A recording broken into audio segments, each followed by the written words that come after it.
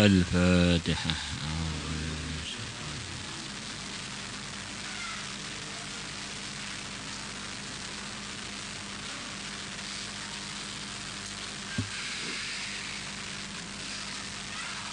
وقال تعالى: كذلك لنصرف عنه السوء والفحشاء إنه من عبادنا المخلصين. Ini ayat ini sebelumnya cerita mengenai Nabiullah Yusuf, seorang nabi yang begitu tersohor, yang jadi pimpinan hidayah di zamannya. Di antara yang disebutkan sebelum ayat ini adalah selepas beliau umurnya sampai batas waktu yang sempurna, umur 40 tahun, Allah berikan kepada beliau hikmah dan ilmu.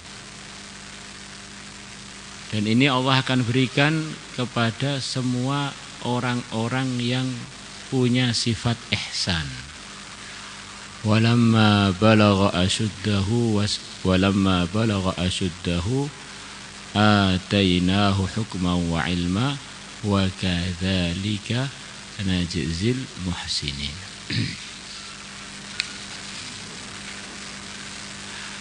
Muhsinin itu siapa? Kok firman Allah Al-Muhsinin Allah sebutkan selepas menyebutkan ceritanya Nabi Yusuf. Nabi Yusuf adalah jelas menjadi bagian muhsinin yang tertinggi. Maka banyak ulama memahami yang pasti termasuk muhsinin itu adalah orang yang hidupnya seperti Nabi Yusuf. Mulai kecil sampai umur 40 tahun hidupnya enggak ada maksiatnya. Orang yang seperti begini ini ketika masuk umur 40 tahun Allah akan berikan anugerah khusus yang tidak diberikan kepada orang yang tidak punya sifat seperti dia. Maka sampai sebagian ulama mengatakan orang itu kalau selepas umur 40 tahun kok enggak jadi wali, ya sepertinya sampai mati enggak jadi wali, sudah kasep, pendaftarannya sudah kelewatan. Nah ini memutus asakan orang, Pak. Ya wali dimaksud tokoh kesolehan loh maksudnya ya. Kalau wali dimaksud orang beriman, atau dimaksud orang bertaubat, atau dimaksud orang yang usaha perbaikan diri umur berapapun terbuka. Ini berdasarkan sensus wa kadzalika najzil muhsinin itu. Ini orang itu kalau sudah umur 40 tahun itu sudah jadi. Kalau meningkat ya terus meningkat terus. Kalau gitu-gitu aja ya gitu aja ya, biasa gitu. Kecuali perkara-perkara yang di luar kebiasaan. Maka harapannya pelajar-pelajar yang dengar pelajaran ini dari kecil di pondok kelas 1 sampai daurah sudah umur berapa itu. Nah, kemudian latihan keluar setahun, latihan buka madrasah, kemudian menikah, sampai umur 40 tahun tiba-tiba diangkat jadi wali. Kemudian di antara sifatnya Nabi Yusuf, tampak benar memang ketakwaan beliau itu adalah ketakwaan percontohan. Warawadhatul lati huwa fi baitiha an nafsihi wa ghallaqatil abwaba wa qalat haytalak qala ma'adallah innahu rabbi ahsana maswai innahu la yuflihud dhalimun.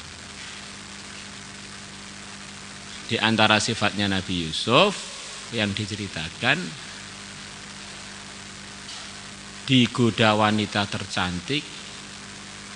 Wanita kalau goda, kalau wanitanya nggak cantik kan nggak menarik kan ya. Wanita tercantik, kemudian wanitanya ini terhormat.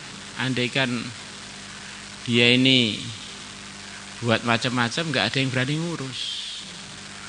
Di samping itu tempatnya sepi lagi. Di samping tempatnya sepi, jauh dari keluarga, jauh dari pengurus terangkil. Terus tempatnya tertutup, rapat-rapat. Ini pimpinan hidayah ini tampak memang layak untuk jadi pimpinan kebaikan. Sejuta kesempatan sudah dibuka di depannya Nabi Yusuf. Qala ma'adzallah. Aku berlindung kepada Allah dari ajakan kamu untuk ajak saya maksiat. Ini orang itu kalau pengen jadi pimpinan-pimpinan hidayah tertinggi ini bukan tipe-tipe yang imannya goyang karena goyangnya sarungnya atau goyangnya roknya, tidak. Memang orang-orang begini ini puncak hidayah. Saya ini goyang-goyang terus gimana Pak? Ya mungkin derajatnya akta ibun, orang-orang yang tobat lagi. Tapi kalau pimpinan hidayah itu orang-orang yang tidak goyang amalannya, ketakwaannya ketika digoda dengan godaan-godaan nafsu yang kaitan dengan kemaluan itu.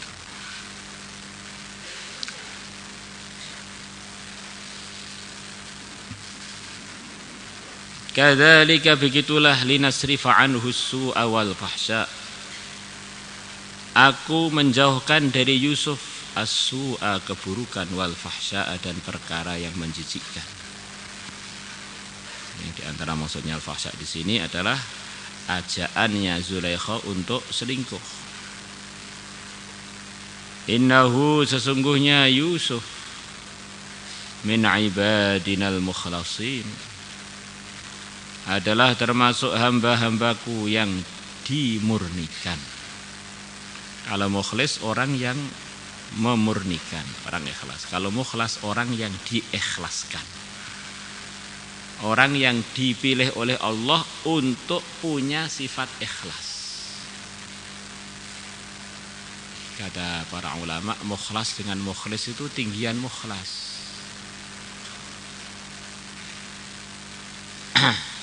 Seperti Khalil dengan Habib itu tinggian Habib.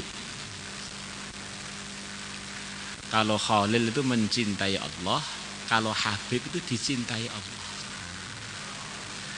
Kalau mukhlis itu orang yang usaha untuk ikhlas. Jadi kalau mukhlas itu memang dia dipilih oleh Allah untuk ikhlas tanpa dari usaha dia. Sebagian mengatakan begitu. Maka mukhlas itu di antara derajatnya para anbiya semuanya adalah al-mukhlasun. Sebagian selain para anbiya ada yang oleh Allah diberi kemiripan dengan para anbiya, termasuk mukhlasin. Orang-orang yang memang dipilih oleh Allah tanpa capek usaha, sudah hatinya itu bisa ikhlas. Tanpa perlu latihan, memang sudah. Enggak ikhlas itu enggak masuk akal, di dalam benak dia itu enggak masuk akal. Nah, kita ini sebagai orang yang mukhlas jelas sangat diragukan, sepertinya jelas belum. maka kita daftar jadi mukhlis. Caranya dengan membenarkan iman kita. Selain Allah itu tidak ada. Selain Allah itu diadakan. Yang ngatur itu hanya satu, yaitu Allah. Selain Allah itu diatur. Yang memiliki itu hanya Allah saja, yang lainnya dimiliki. Maka kok saya amal bukan murni karena Allah, itu benar-benar salah paham yang fatal. Maka itulah yang dikatakan pentingnya ilmu. Al-ilmu nurun. Ilmu adalah cahaya yang membimbing kita untuk bisa menuju ridhonya Allah. Di antaranya ikhlas. Ikhlas ini tidak bisa digambarkan oleh orang yang enggak belajar. Maka sampai sebagian mengatakan orang awam itu sulit untuk memahami ikhlas, itu sulit, wong mereka enggak belajar kok. Ikhlas itu hanya untuk kalangan ilmuwan saja yang bisa memahami. Karena itu ada definisinya. Itu ikhlas itu buahnya dari iman. Selepas dia menafikan makhluk, akhirnya timbul satu kesimpulan, amal karena makhluk itu memang keliru. Minta balasan dari makhluk itu memang enggak pantas. Makhluk itu enggak bisa apa-apa loh. Maka kalau ada orang belum belajar bilang, saya ini orang ikhlas saja lah, saya ikhlaskan. Orang itu ikhlas selama belum ngaji itu sebetulnya bagaimana dia bisa berbuat ikhlas, wong gambarannya iman yang benar aja dia belum bisa mendefinisikan. Maka derajat ikhlas itu hakikatnya lil ulama katanya. Lil awam la yafhamuna ma huwal ikhlas ma ta'rifuhu wa kaifa yutabbiqunahu. Ma wasalu ila ta'rif kaifa wasalu ila tatbiq. Idza kana ta'rif la yafhamun fa kaifa yafhamuna tatbiq. At-tatbiq huwa ba'da ta'rif. Itu ta'rif la yumkin ayu tasawwar kaifa nutabbiq ayya syai'in. Alhamdulillah.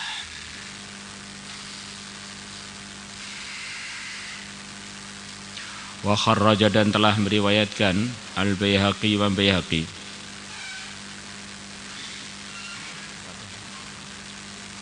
bi isnadihi, dengan sanadnya Baihaqi,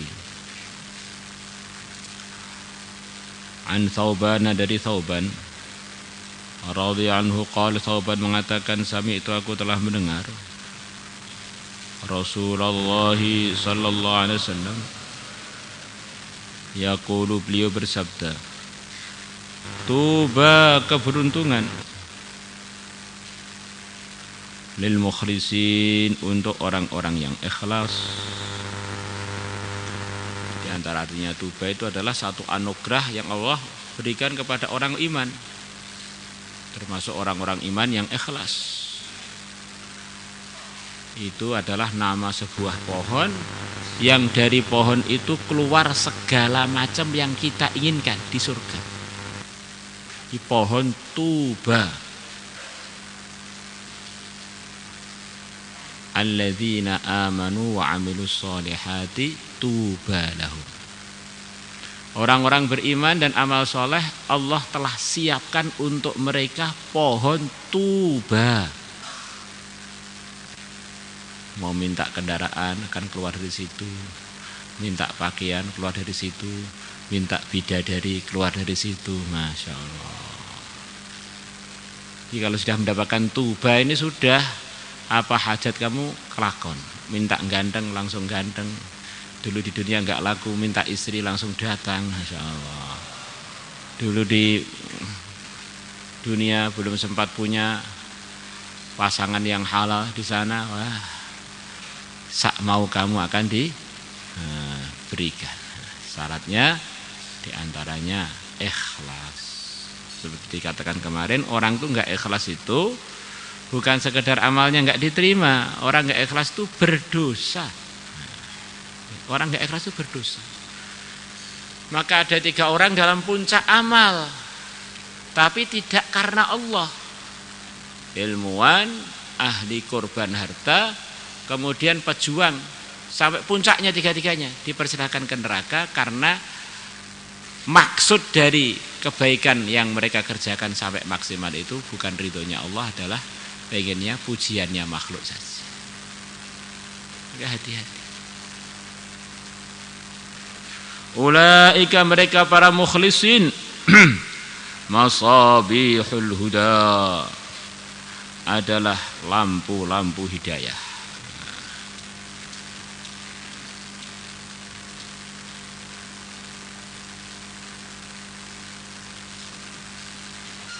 Jadi mereka adalah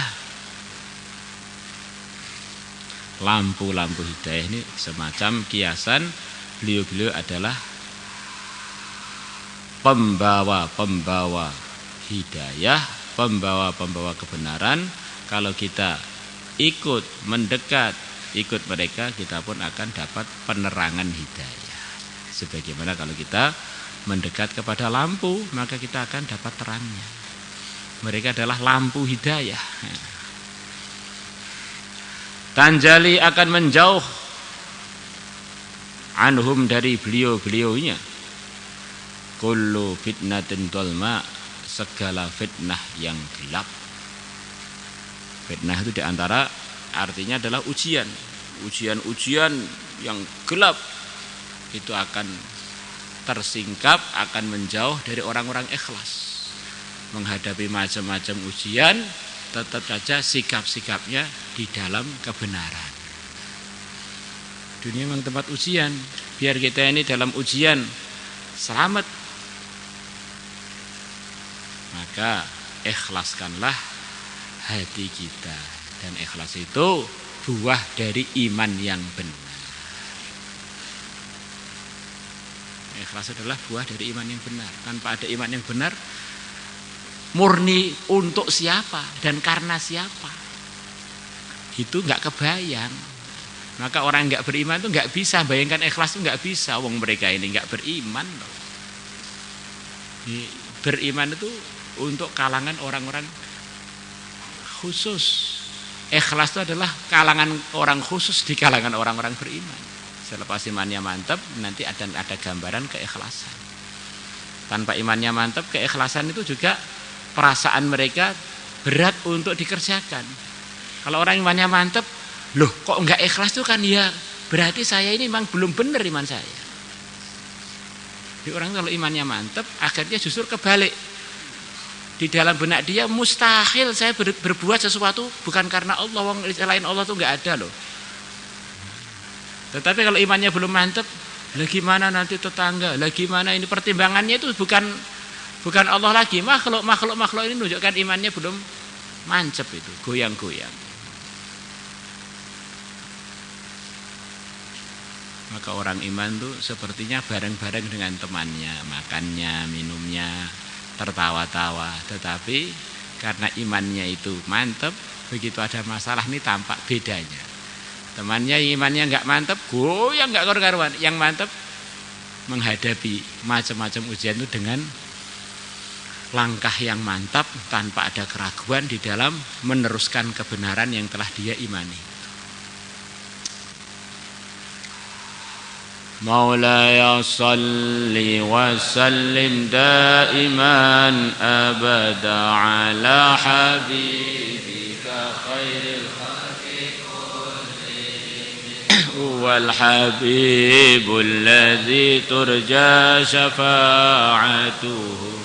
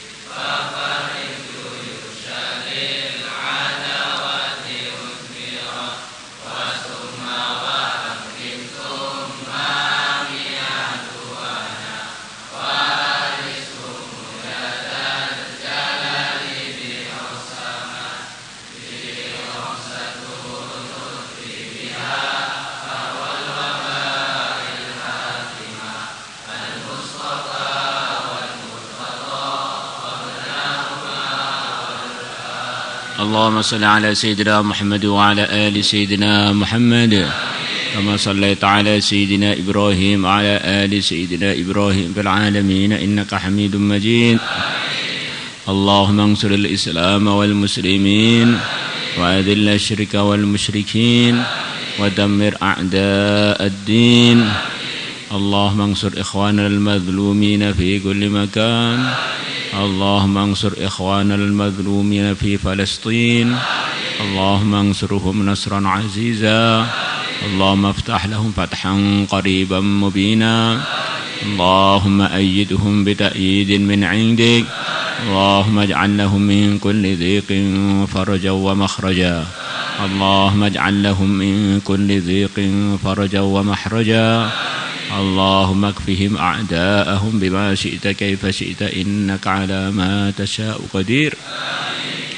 اللهم قاتل اليهود والنصارى وأعوانهم من الكفرة والزنادقة والملحدين الذين يسدون عن سبيلك ويقاتلون أولياءك ويريدون إذلال الإسلام والمسلمين. اللهم زلزل أقدامهم. اللهم شل أركانهم. اللهم فل حدهم. اللهم اجعل تدبيرهم تدميرهم. اللهم أهلكهم كما أهلكت عادا الأولى وثمود فما أبقى وقوم نوح من قبل إنهم كانوا هم أظلم وأطغى. اللهم دمرهم. اللهم أرعب قلوبهم. اللهم أعمي أعينهم. اللهم أعمي أعينهم. اللهم أعمي أعينهم. صم بكم عمي فهم لا يبصرون. صم بكم عمي فهم لا يعقلون. صم بكم عمي فهم لا ينطقون. صم بكم عمي فهم لا يتحركون. صم بكم عمي فهم يموتون. صم بكم عمي فهم يقتلون يستأصلون. إنك على ما تشاء قدير وبالإجابة جدير. يا الله بأسمائك الحسنى وصفاتك العلى وبنورك الذي ملأ أركان عرشك نسألك يا الله أن تستجيب لنا دعواتنا وتؤتينا سؤلنا بمجرد فضلك العظيم شفاعة رسولك الكريم بدون محنة ولا بلية. صلى الله على سيدنا محمد النبي الأمي وعلى آله وصحبه وبارك وسلم. والحمد لله رب العالمين. صلاة